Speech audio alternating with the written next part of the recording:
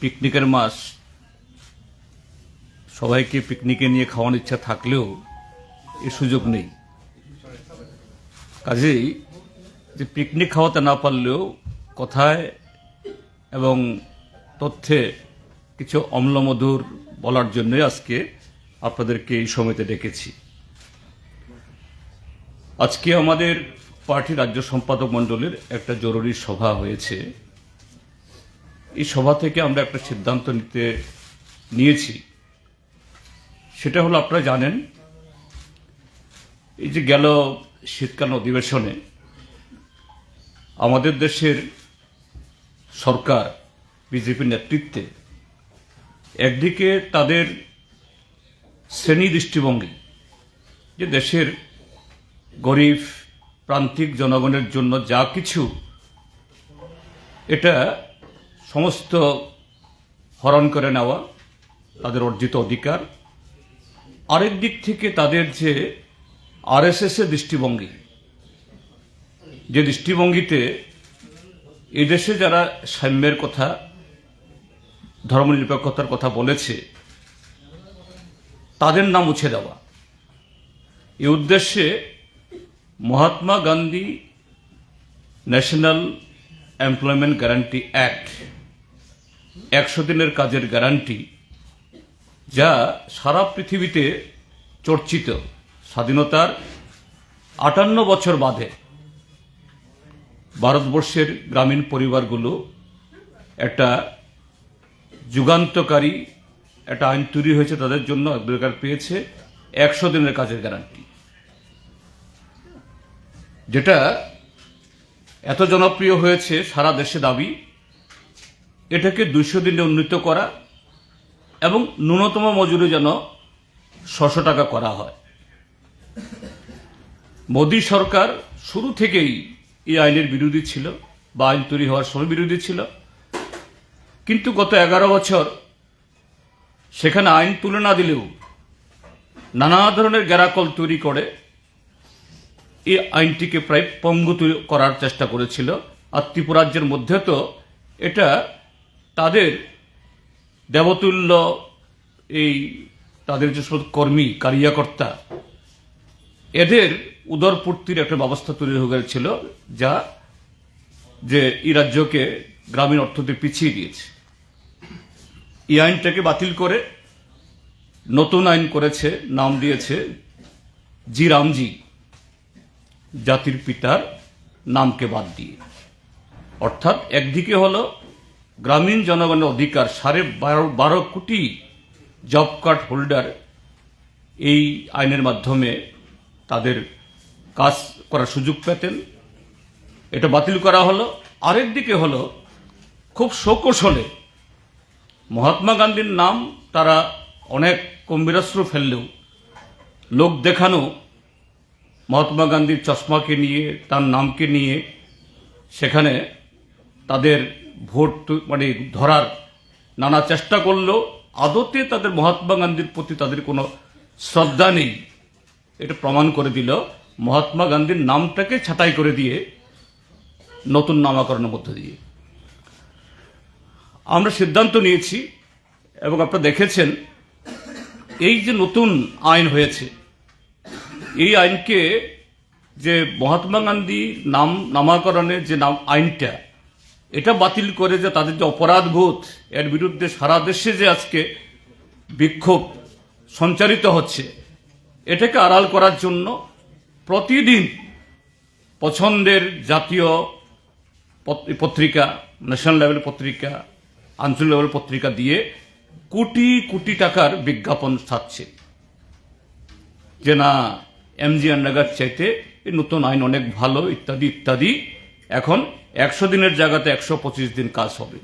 সম্পূর্ণ এটা ভুয়া, সম্পূর্ণ যে এরকম বহু প্রতিশ্রুতি তারা দিয়েছে তাদের ভিশন ডকুমেন্টে, নির্বাচন ইশতেহারে, কোনোটাই হয়নি, এটাও হবে না।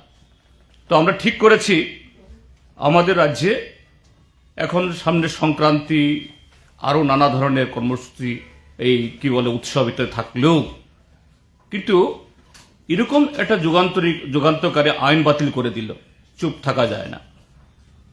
আমাদের পার্টির সারা ত্রিপুরাজ্যে 4 সহস্রাধিক আমাদের শাখা কমিটি আছে, তার সাথে সারা ভারত কৃষক সভা, ক্ষেত মজুর, গণমুক্তি পরিষদ আরও নানা সংগঠনের আরও প্রায় যে 6 থেকে 7,000 এরকম আমাদের এই বিভিন্ন গণসংগঠন কমিটি আছে। আমরা এই সমস্ত আমাদের যে সংগঠন, তার যে প্রাথমিক কমিটি তৃণমূল স্তরে এই রাজ্যের গ্রামীণ পরিবারে এমনকি শহরে আমরা যাব, যে কি ধরনের যে জনবিরোধী আইন দেশের মানুষের অধিকার হরণ করেছে, জাতির পিতাকে অপমান করেছে, এবং আমরা দাবি তুলব যে এই নতুন আইন এটাকে প্রত্যাহার করে নিয়ে পুরনো আইন মহাত্মা গান্ধীর নাম সম্বলিত এই এমজি এনরেগা শুধু এটাকে পুনর্বহাল করা না, যে এটাকে ন্যূনতম 200 দিন এবং 600 টাকা মজুরি প্রদান করার দাবি আমরা প্রত্যেকটা বাড়িতে আমরা যাব এবং চেষ্টা করব এ রাজ্যের সব কটা গ্রামীণ বাজারে এটা নিয়ে প্রচার সংগঠিত করার জন্য। প্রথমটা এটা। দ্বিতীয় হলো খুবই গুরুত্বপূর্ণ, গতকাল আমাদের রাজ্যের সম্মানিত পুলিশের মহানির্দেশক অনুরাগ ধানকর সাহেব, তিনি তার অধস্তনদেরকে নিয়ে গত 2025 ইংরাজির আইন শৃঙ্খলার একটা যে এই কি বলে তার টোটাল একটা ব্যক্তিগতভাবে খুবই ভদ্রলোক এবং one of the honest officers, কিন্তু তার কাছ থেকে যে বৃত্তান্ত গতকাল শুনলাম, আমি শুধু নই, যারাই শুনেছেন বা আজকে পত্রিকা দেখেছেন তারা নিশ্চয়ই আশ্চর্যান্বিত হয়েছেন। কিন্তু ধনকর সাহেব কেন এরকম আরো উচ্চপদস্থ অনেক সরকারি এই সাধারণ প্রশাসন এবং আরক্ষা প্রশাসন, তারা বাধ্য আমাদের রাজ্যে যে ধরনের প্রশাসন ব্যবস্থা চলছে তাদের তৈরি করা এবং সরকারের সমস্ত অপদার্থতা, অকর্মণ্যতা এবং সংবিধান বিরোধী কার্যকলাপকে আড়াল করার জন্য অসত্য তথ্য প্রকাশ করে দিয়ে সরকারকে খুশি করা। আমি নিশ্চিত ধনকর সাহেব এবং তার যারা এই সহকর্মীরা তারাও এটা এই প্রকাশ করতে গিয়ে তারা খুব খুশি মনে তা করেছেন মনে হয় না। এবং আপনাদের বিশেষ করে চ্যানেলগুলোতে যে ছবি দেখেছি, ওনার কতগুলো প্রশ্ন যখন আপনারা করলেন যে আপনার অফিসের সামনে এইভাবে বিরোধী দল নেতার এই জনসভা আক্রান্ত হয়, আওয়াজ তোলা হয়, জ্যান্ত চামড়া ছুঁড়ে নেওয়ার জন্য, দিন দুপুরে বিরোধী দলের পার্টি অফিস কর্মসূচি আক্রান্ত হয়, প্রত্যেক দিন নারী নির্যাতন, তার সাথে হলো যে অপরাধ, নেশা, তারপরে এই দুর্ঘটনা, যে সংখ্যায় আপনি যে সংখ্যা তুলে ধরেছেন তার সাথে বাস্তবের কোনো মিল নেই। তো তারই কয়েকটা বলছি, সবটা তো বলা এত সময় নিতে পারবো এই দেবেন না আপনারাও। তিনি বলেছেন যে 20 বছরের মধ্যে নাকি ত্রিপুরা যে সবচেয়ে কম অপরাধ হয়েছে গেল বছর 2025, এবং গত বছরের তুলনায় 8.33% লেস। তো সেই জায়গায় বলবো যে তিনি বলেছেন ক্রাইম এগেনস্ট ওমেন 726টা থেকে নেমে 665টা হয়েছে, অ্যাক্সিডেন্ট কমেছে, 365 দিন এমন দিন যায় না একজন, দুজন, তিনজন অ্যাক্সিডেন্টে মারা যাচ্ছেন না, পঙ্গু হয়ে যাচ্ছেন না। তিনি বলছেন রায়টের ঘটনা নেই বা কমছে। তারপরে এই যে নারী পাচার, মানব পাচার, এই ঘটনাগুলো একেবারে নেগলিজিবল। ড্রাগ ইত্যাদি সম্পর্কে বলেছেন এটা নিয়ন্ত্রণে আছে, কিন্তু আমি বলবো, এবং তিনি বলছেন 31% কনভিকশন হচ্ছে। আমি আশ্চর্য, কেন 0% বললেন না, 100% বললেন না? অপরাধ 8.33 কেন বললেন না তিনি আগের গত বছরের তুলনায় 90% কমে গেছে, অপরাধই নেই? এখন দিন দুপুর আক্রমণ হয়, বাড়ি পুড়িয়ে ফেলা হয়, পার্টির বিষয়ে আক্রমণ হয়। এনসিসি থানার পাশে এমএলএ হোস্টেলে ঢুকে এমএলএদেরকে খুন করার জন্য সেখানে হুমকি দেওয়া হয়, একজন গ্রেপ্তার হয় না। ওয়াগনবর্তী নেশাদ্রব্য ধরা পড়ে, আর প্রতিদিন পত্রিকাতে বিভিন্ন থানা থেকে তারা এই বিবৃতি প্রকাশ করছেন, এত হাজার এত লক্ষ গাঁজা গাছ কেটেছেন, এত কোটি টাকার ইয়াবা ধরা পড়ছে। সেদিন ডিআরআই,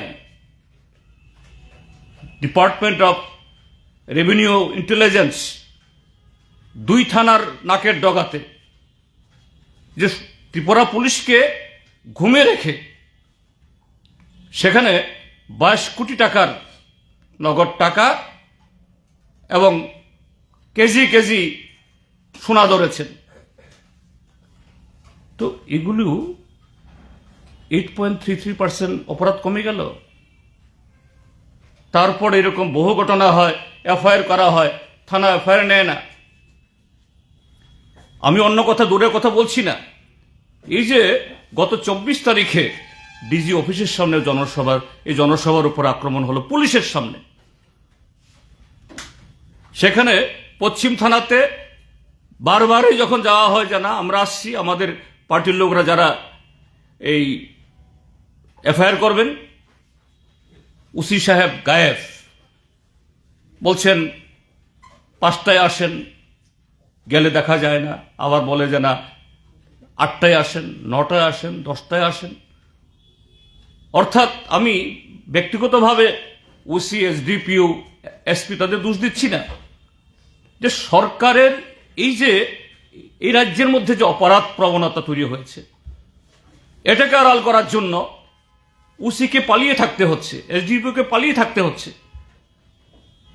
আমরা বিরোধী রাজনৈতিক দল, অন্যতম জাতীয় দল, আমরা সভা করব, এসডিপিওরা বলেন, ওসিরা বলেন যে না দেওয়া যাবে না, পরিস্থিতি ভালো না, আমরা নিরাপত্তা দিতে পারবো না। তো তারপরে বলছেন তিনি আইন শৃঙ্খলা উন্নতি হয়েছে 8.33। এই জন্য বলছি ডিজিপি মহকুদ দিয়ে তিনি বাধ্য হয়েছেন। কেন বললেন না যে না ত্রিপুরাজ্যের মধ্যে অপরাধী নেই? তাহলে তো থানা টানা সব তুলে দিয়ে, তালা মেরে দিয়ে অনেক সরকারের খরচ কমে যেত। তো এইভাবে যে ডক্টর মানিক সাহার সরকার, যিনি নিজের শরিক দল তার বলেন এডিসি এলাকায় ঢুকতে পারবেন না, তাদের বিরুদ্ধে তাকেও মঞ্চে দাঁড়িয়ে হুঁশিয়ারি দিতে হয়। আর এরকম কোথাও তাদের উপরে যখন আক্রমণ হয় তখন বলেন মুখ্যমন্ত্রী নির্দেশ দিয়েছেন। কেন মুখ্যমন্ত্রী নির্দেশ দিতে হবে? পুলিশের দায়িত্ব নাগরিকদের জান মাল বাঁচানোর জন্য, তাকে তো কোনো মন্ত্রী নির্দেশ দেওয়ার প্রয়োজন পড়ে না যদি আইনের শাসন থাকে। কাজে এটাকে ঢাকার জন্য মাননীয় ডিজিপি মহোদয়, ভদ্রলোক, অনেস্ট, কিন্তু তাকে দিয়েও এরকম কাজ করাতে তিনি করিয়েছেন, এরকম কথা বলতে বাধ্য হয়েছেন, যা অত্যন্ত দুর্ভাগ্যজনক। 3 হলো যে হাইকোর্ট, মাননীয় আদালত গতকাল একটি যুগান্তকারী রায় দিয়েছেন। আমাদের পার্টি, আমি ব্যক্তিগতভাবে এই রায়কে স্বাগত জানাচ্ছি। সেটা হলো যে 2000 ইংরাজির প্রথম দিক থেকেই, হ্যাঁ এটা বামফ্রন্ট আমলেই হয়েছিল, আমিও তার অংশীদার হলেও তখন আমাদের আর্থিক অবস্থা সেরকম ছিল না, তাই করতে হয়েছে যে রেগুলার পদের এগেনস্টে রেগুলার অ্যাপয়েন্টমেন্ট, কিন্তু তার পে এটা যত পাবেন তার হাফ, এরপর নির্দিষ্ট সময়ের পরে আরেকটু বেশি, তারপরে 5 বছর শেষে অটোমেটিক এটা তারা ফুল পে পান। মাননীয় আদালত বলেছে এটা অসাংবিধানিক। হ্যাঁ, একদিক থেকে এই সিদ্ধান্ত এটা বামফ্রন্ট সরকারের বিরুদ্ধেও, অর্থাৎ তার সিদ্ধান্তের বিরুদ্ধে, এবং বর্তমান সরকার যারা বলেছিল 2018-তে বিজেপি যদি সরকারে আসে, ডাবল ইঞ্জিনের সরকার, টাকার কোনো অভাব হবে না, অসুস্থ অরুণ জেটলি তৎকালীন অর্থমন্ত্রীকে দিয়ে এই রবীন্দ্র ভবনে বলিয়েছেন, ছোটা সা ত্রিপুরা রাশি কা কোই কমতি নেই হোগা, সব হবে ত্রিপুরা রাজ্য থেকে part time, contingency, DRW, fix pay, এই শব্দগুলোই ত্রিপুরা রাজ্যে থাকবে না। কিন্তু দুর্ভাগ্য, সেই আগের সিদ্ধান্ত এটা বহাল রেখেছেন। শুধু তা না, যে আগে 10 বছর যদি কেউ ফিক্সড পে ডিআরডব্লিউ থাকে, তাদের রেগুলার করার জন্য বামফ্রন্ট সরকারের একটা আন্তরিক প্রচেষ্টা ছিল, হাজার হাজার এরকম কর্মচারী নিয়োগ হয়েছে। কিন্তু এই সরকার সেই প্রতিশ্রুতি দিয়ে আসলেও কিছুই করেনি। এখন এটা হয়েছে, আমরা স্বাগত জানাই, এবং রাজ্য সরকারকে বলবো, এরকম বহু সিদ্ধান্ত আদালতের তারা মানেন না, কোথাও কোথাও সুপ্রিম কোর্ট অবধি গিয়ে তারা এই সেখানে রিভিউ করার চেষ্টা করেন, এটা যাতে না হয়। এবং এর সাথে আমি আবেদন করব আবারও 10,323-এর বিষয়টি পশ্চিম বাংলাতে কলকাতা হাইকোর্ট যেরকমভাবে মানবিক কারণে সমস্ত ধরনের অনিয়ম ইত্যাদি থাকা সত্ত্বেও 26,000-এর বেশি পদকে তারা পুনর্বহাল করেছেন, সেই উদাহরণকে সামনে রেখে অনুসরণ করে ত্রিপুরা সরকারও মাননীয় সুপ্রিম কোর্টের কাছে সে আবেদন জানাক, যাতে 10,323 তার মধ্যে যারা যারা বেঁচে আছেন তাদের জন্য পুনর্বহাল করা হয় এবং পুনর্বিবেচনা করা হয়।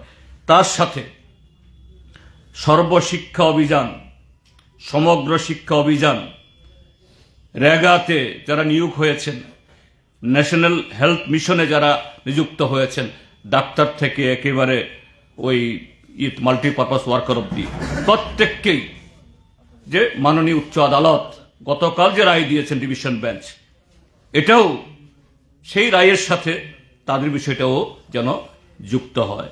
তার সাথে স্কিম ওয়ার্কার যারা মিড ডে মিল করে, যারা অঙ্গনওয়াড়ি হেল্পার ওয়ার্কার, যদিও এগুলো স্কিম, কিন্তু এই স্কিমগুলো বন্ধ হবে না। এটা তার যে নোমেনক্লেচারে হয়তো বা পার্মানেন্ট জব না, but their services is very much essential, permanent.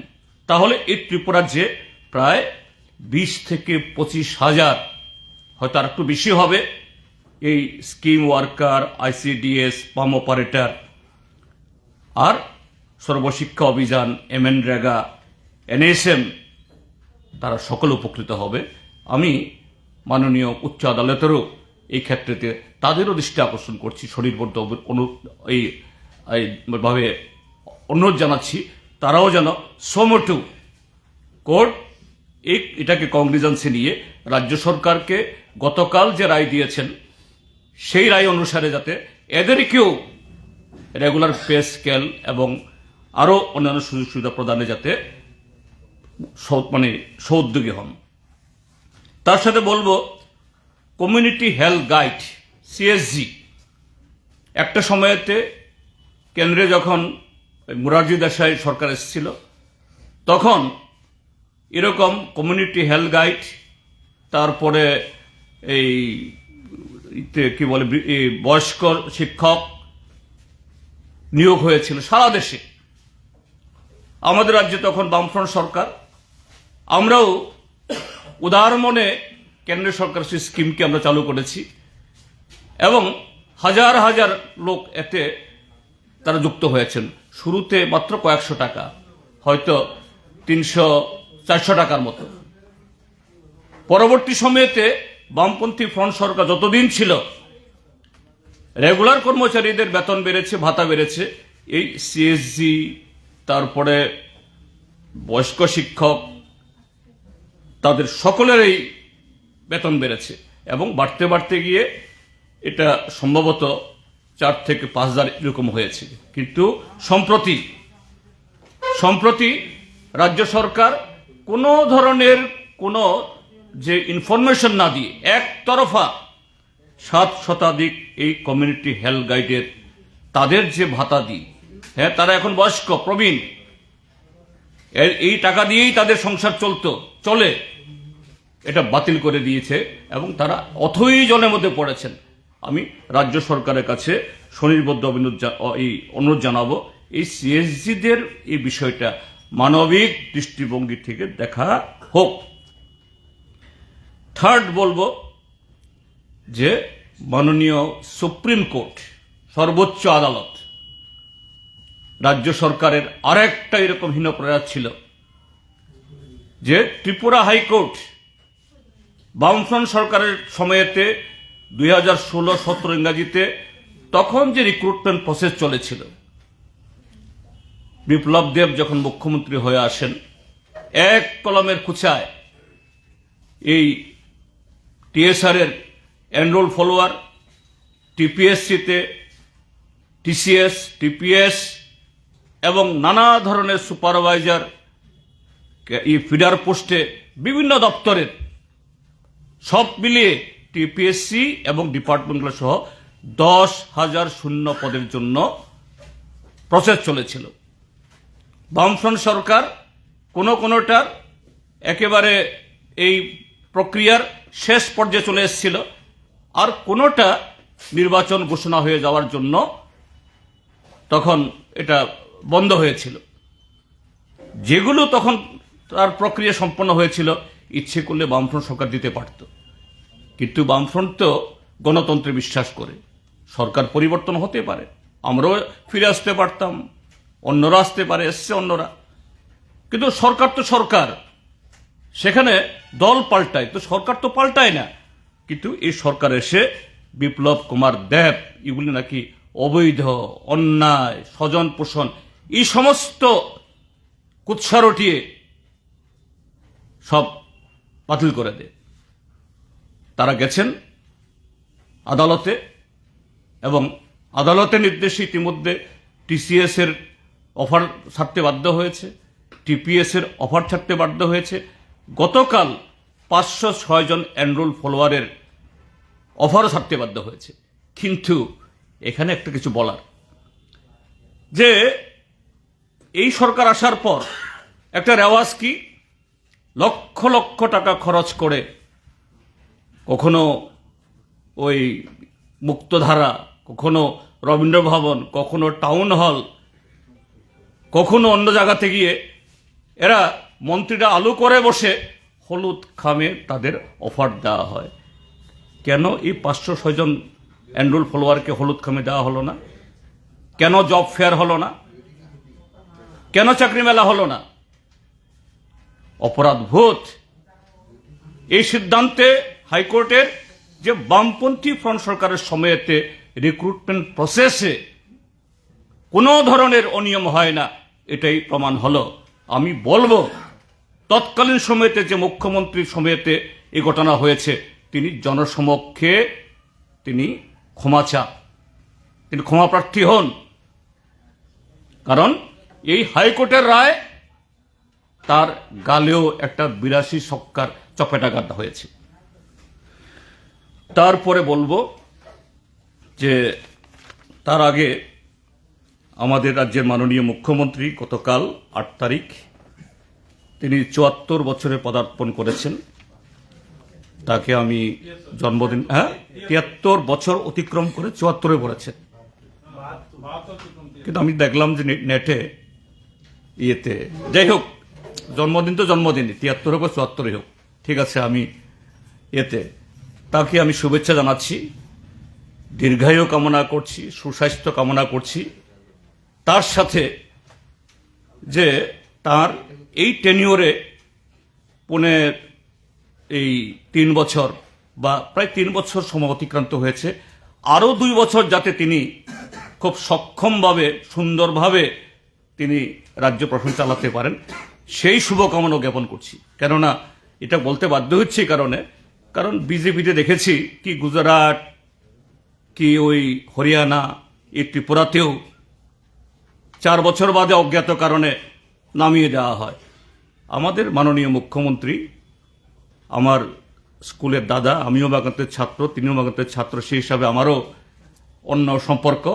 কাজে তিনি যেন আবার 4 বছর বাদে তাকে যাতে এরকম না হতে হয়, অন্তত 5 বছরটা তিনি যেন পূরণ করে যেতে পারেন এই ইচ্ছাও প্রকাশ করছি আমি। এটা করে আমি তার কিছু বক্তব্যের যে তিনি বলেছেন গতকাল দেখলাম কিছু কিছু প্রেসে, আবার সব প্রেস কাভারও করেনি, আবার কিছু আছে এই মিডিয়া যে মাননীয় মুখ্যমন্ত্রী যা বলেননি তিনি তার থেকেও 3 গুণ লিখে দিয়েছেন। জানি না টেলিফোনে আবার তাকে এইসব বলেছেন কিনা। যাই হোক, আমি নাম বলছি না, এটা মিডিয়ার স্বাধীনতা, বলতেই পারেন। তিনি কি বলেছেন? মাননীয় বিরোধী দল নেতা তিনি গোয়েবলসের মতো নতুন নতুন তথ্য দিচ্ছেন। আরে আমি তো কোনো তথ্য দিইনি। মাননীয় মুখ্যমন্ত্রীকে বলেছি আপনি যাদের তৈরি করা প্রতিবেদন পড়ছেন আগে ভালো করে চোখ বুলিয়ে নিন, ভালো করে ইতিহাসটা জেনে নিন। আপনি তো মুখ্যমন্ত্রী, ওই দলের নেতারা আবুল তাবুল বহু কিছু বলে। ভারতের স্বাধীনতা ওই 2005 সালে হয়েছে, সংবিধান রচনা হয়েছে এই 2014 সালে, এরকম অনেক কিছু বলে। এটা তাদের অধিকার, যা কিছু বলতে পারে। কিন্তু আপনি একটা সংবিধানের পদে আছেন, আপনার মুখ দিয়ে অসত্য কথা বলানো বা আপনি বলেন, এটা তো মুখ্যমন্ত্রীর যে আসনের তার গরিমা, তার মর্যাদাহানি হয়। এতে রাজ্যবাসী হিসাবে এটা আমাদেরও অপমান, আমাদেরও খারাপ লাগে। কাজে আমি নতুন তথ্য দিইনি, আপনার তথ্যকে আমি বলছি ভুল তথ্য দেবেন না। তারপরে বলছেন যে তিনি যে সত্য কথা বললে বিরোধীদের গাত্রদাহ না কি জানি, মানে ইংরেজি শব্দ বললে ইচিং, চুলকানি হয়। আরে তিনি তো জানি ডেন্টিস্ট, দাঁতের ডাক্তার। চুলকানি যারা জানেন তারা তো হলো ডার্মাটোলজিস্ট, ডার্মাটোলজিস্ট না, কিন্তু ডেন্টালিস্ট, ডেন্টিস্ট। কাজে আমি বলবো যে তিনি একটু আবারও বলবো, অনুরোধ করবো, আমি স্বনির্বদ্ধ অনুরোধ করব, আপনি যে আপনাদেরকে বলানো হয় বা বলেন একটু ভালো করে যাচাই করে নিন। তিনি বলছেন যে বিরোধীরা এখন কি করবে, আর নাকি সাংবাদিক সম্মেলনই নাকি এখন আমাদের কাছে একমাত্র হাতিয়ার। কারণ ইয়েতে গেলে পরে জনসভা ডাকলে লোক আসে না, মিছিলে লোক আসে না, এই জন্য নাকি ঘন ঘন এই সাংবাদিক সম্মেলন করছি। আপনারাই সাক্ষী। আমি তো গত 1-1.5 মাসে বোধহয় এই সেদিন করলাম মাত্র। মাঝে মধ্যে কেউ কেউ ফোন করেন, আমি অনলাইন নিয়ে রিয়াকশন দিই, এইটুকুই। কিন্তু আমরা জনসভা করতে চাই, সব জনসভা বা জনসভাতে সরকার পদত্যাগ করো, মুখ্যমন্ত্রী পদত্যাগ করো, এই কথা বলার জন্য না। একটা বিরোধী দল, রাজনৈতিক দল হিসাবে এটা দায়িত্ব, এটা পবিত্র দায়িত্ব আমাদের জনগণের বক্তব্য উপস্থিত করার জন্য।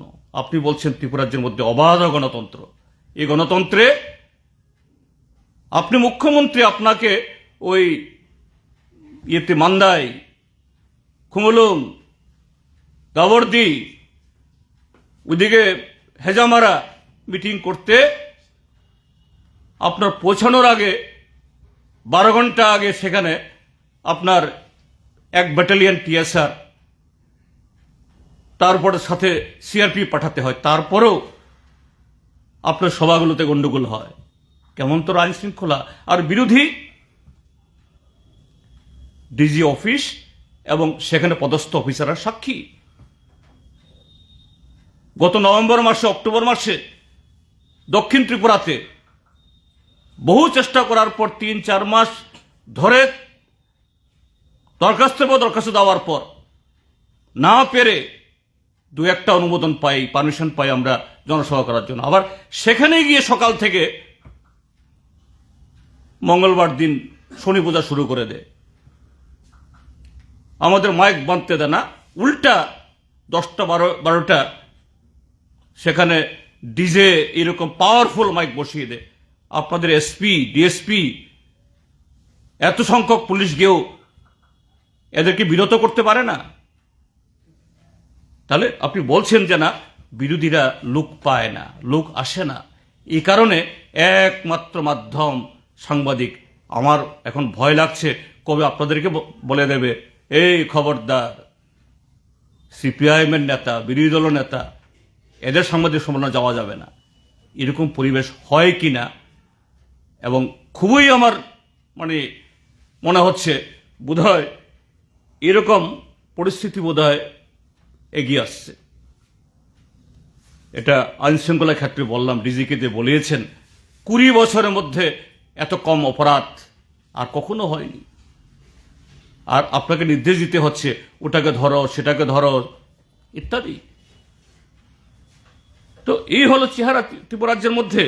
কাজী আবারও মাননীয় মুখ্যমন্ত্রী, যে আপনার দলের লোক বা আমরা বিরোধীরাও সকলেই ঠিক আছে, ব্যক্তি হিসাবে, একজন মুখ্যমন্ত্রী হিসাবে আপনাকে আমরা সকলেই জন্মদিনের শুভেচ্ছা জানাচ্ছি। অন্তত আমাদের এই শুভ কামনা এটা মাথায় রেখে এইভাবে অসত্য এবং যে কি বলে ভুল তথ্য পরিবেশন করে আপনার এই চেয়ারটাকে কালিমালিপ্ত করবেন না, এবং রাজ্যের মানুষকে তারা যাতে সুন্দরভাবে তাদের বক্তব্য প্রকাশ করতে পারে সেই পরিবেশ তৈরি করুন। এবং কি সাধারণ প্রশাসন, পুলিশ প্রশাসন, এদেরকে এইভাবে ভুল তথ্য হাজির করে দিয়ে এদের বিশ্বাসযোগ্যতাকে মাটিতে লুটাবেন না। এই হলো এই কথাগুলি বলা, এই অম্লমধুর কথাগুলি বলার জন্য আপনাদেরকে সময় রেখেছি। আপনারা এসেছেন, আপনাদের সকলকে ধন্যবাদ।